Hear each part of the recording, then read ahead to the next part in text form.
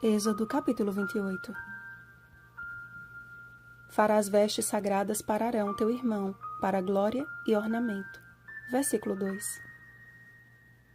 Arão e seus filhos foram separados por Deus para o ofício sacerdotal, mas antes de oficiarem como sacerdotes, tiveram de passar por uma cerimônia de unção e consagração, que incluía vestimentas especialmente prescritas por Deus. As vestes de Arão, o sumo sacerdote, possuíam um caráter superior às vestimentas de seus filhos. Como cada detalhe que preenchia o tabernáculo, cada parte que compunha as vestes de Arão tinha um significado específico. Apesar da liderança de Moisés representar a voz de Deus para o povo, a liderança espiritual na pessoa do sumo sacerdote representava a figura de Cristo.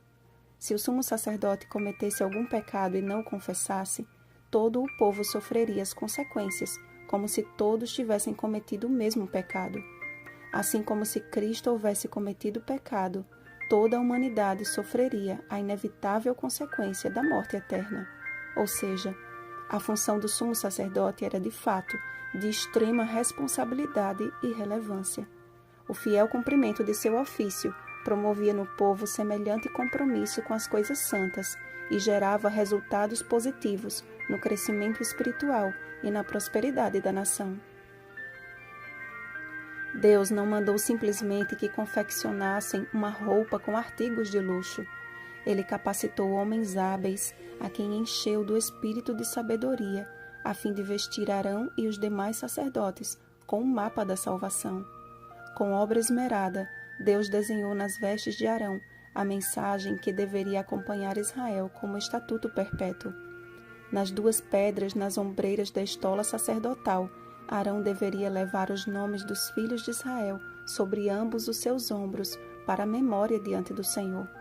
A Arão cabia a responsabilidade de levar as cargas e os pecados do povo.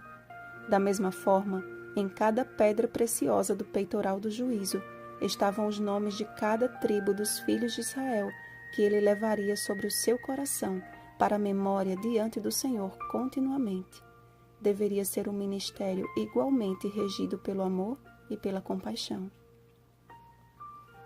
As campainhas nas orlas de suas vestes e a beleza da conjuntura de sua indumentária refletia sobre todo o povo uma reverência que jamais lhe havia sido despertada ao avistar uma figura humana. O suave som que das orlas emitia, o brilho das pedras em seus ombros e peitoral, a inscrição Santidade ao Senhor gravadas em sua tiara de ouro sobre a fronte, compunham a imagem que o Senhor deseja imprimir sobre o seu povo. Mas, especificamente, há um recado divino sobremodo relevante para todo ministro do Evangelho.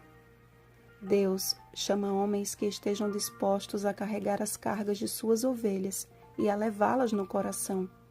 Homens que não se conformam com este século, mas que, cheios do Espírito Santo, carregam em sua fronte a divina inscrição, Santidade ao Senhor. Homens que não procuram a própria vontade, mas que se quedam diante da vontade de Deus e cujas vestes revelam a justiça de Cristo. Homens cuja vida é uma suave melodia de consagrada dedicação por onde passam. O ministério de Arão não foi fácil. Era um ministério de inteira dedicação, renúncia e abnegação da própria vida. Arão era um ser humano com tendências pecaminosas como qualquer outro, mas foi eleito por Deus para uma função singular e santa. Da mesma maneira, precisamos olhar para os nossos líderes espirituais como homens ungidos, consagrados e santificados pelo Senhor para ministrarem como sacerdotes de sua igreja.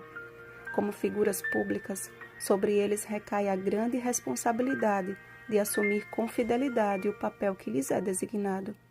É uma missão que requer uma íntima e constante comunhão com Deus. Nada mais oportuno do que aproveitarmos o dia de hoje para nos unirmos em oração pelos ministros do Senhor. Oremos por nossos pastores, por suas famílias e para que a mesma unção, consagração e santificação sejam derramadas pelo Espírito Santo na vida de cada um deles. Um feliz sábado a todos, e em especial a cada ministro do Evangelho. Que o Senhor vos abençoe neste santo ofício.